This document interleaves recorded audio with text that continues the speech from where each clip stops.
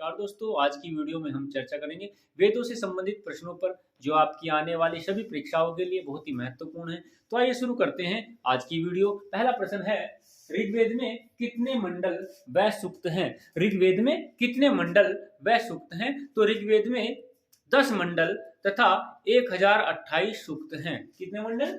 10 मंडल तथा 1028 सूक्त हैं। ऋग्वेद में कितने मंडल व सूक्त हैं? तो ऋग्वेद में 10 मंडल तथा 1028 सूक्त हैं। और मंत्र कितने हैं? ऋग्वेद में कितने मंत्र हैं? ऋग्वेद में 10,462 मंत्र हैं। कितने मंत्र हैं? 10,462। सूक्त 1028, मंडल 10। ऋग्वेद में 10 मंडल तथा 1028 सूक्त हैं। दूसरा प्रश्न, यजुर्वेद के मंत्रों को उच्चारित करने वाला पुरोहित क्या कहलाता है? यजुर्वेद के मंत्रों को उच्चारित करने वाला पुरोहित क्या कहलाता है? तो कहलाता है अधर्यु। क्या कहलाता है? अधर्यु कहलाता है। ऋग्वेद के मंत्रों को उच्चारित करने वाला पुरोहित क्या कहलाता है? तो यजुर्वेद के मंत्रों को उच्चारित करने वाला पुरोहित अधर्यु कहलाता है। नेक्स्ट प्रश्न, कौन सा वेद गद्य और पद दोनों में लिखा गया है? कौन सा वेद गद्य और पद दोनों में लिखा गया है? तो यजुर्वेद गद्य और पद दोनों में लिखा गया है। कौन सा वेद गद्य और पद दोनों में लिखा गया है? यजुर्वेद गद्य और पद दोनों में लिखा गया है। नेक्स्ट प्रश्न, किस वेद को भारतीय संगीत का मूल कहा जाता है? किस वेद को भारतीय संगीत का मूल कहा जाता है? तो सामवेद को भारतीय संगीत का मूल कहा जाता है। किस वेद को भारतीय संगीत का मूल कहा जाता है? सामवेद। सामवेद को भारतीय संगीत का मूल कहा जाता है। सामवेद को भारतीय संगीत का मूल कहा जाता है। नेक्स्ट प्रश्न, किस वेद में कुरुओं के राजा परीक्षित की चर्चा है? किस वेद में कुरुओं के राजा परीक्षित की चर्चा है? तो अथर्ववेद में। किस वेद में? अथर्ववेद में। अथर्ववेद में कुरुओं के राजा परीक्षित की चर्चा है। नेक्स्ट प्रश्न, भारत का आदर्श वाक्य सत्यमेव जयते कहां से लिया गया है? भारत का आदर्श वाक्य सत्यमेव जयते कहां से लिया गया है? तो भारत का जो आदर्श वाक्य है सत्यमेव जयते, वो लिया गया है मुंडको उपनिषद से। कहां से लिया गया है? मुंडको उपनिषद। मुंडको उपनिषद से लिया गया है। भारत का आदर्श वाक्य सत्यमेव जयते कहां से लिया गया है? मुंडको उपनिषद से। नेक्स्ट प्रश्न, वेदांगों की संख्या कितनी है? वेदांगों की संख्या कितनी है? तो वेदांगों की संख्या कितनी है? 6। वेदांगों की संख्या 6 है। कौन कौन से? शिक्षा, कल्प, व्याकरण, निरुक्त, छंद, ज्योतिष। वेदांग कितने हैं? 6। कौन कौन से? शिक्षा, कल्प, व्याकरण, निरुक्त, छंद और ज्योतिष। ये 6 क्या है? वेदांग। नेक्स्ट प्रश्न, सर्वाधिक प्राचीन पुराण कौन सा है? या सबसे प्राचीन पुराण कौन सा है? तो सबसे जो प्राचीन पुराण है वो है मत्स्य पुराण। मत्स्य पुराण सबसे प्राचीन पुराण है। सबसे प्राचीन पुराण कौन सा है? मत्स्य पुराण। नेक्स्ट प्रश्न, सर्वाधिक प्राचीन बौद्ध ग्रंथ कौन सा है? सर्वाधिक प्राचीन बौद्ध ग्रंथ कौन सा है? तो त्रिपिटक। कौन सा?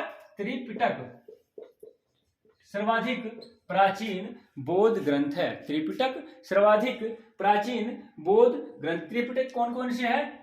त्रिपिटक कौन कौन से है? सुत्त पिटक, विनय पिटक, अभिधम्म पिटक। सुत्त पिटक, विनय पिटक और अभिधम्म पिटक। पिटकों में क्या है? सर्वाधिक प्राचीन बौद्ध ग्रंथ कौन सा है? त्रिपिटक। इसके अंदर क्या है? इसमें जो है भगवान बुद्ध के उपदेशों का संग्रह है। भगवान बुद्ध के उपदेशों का संग्रह है। इनकी भाषा क्या है? पाली। इनकी भाषा पाली। नेक्स्ट प्रश्न, जातकों की संख्या कितनी है? जातकों की संख्या कितनी है? तो जातकों की संख्या है 550।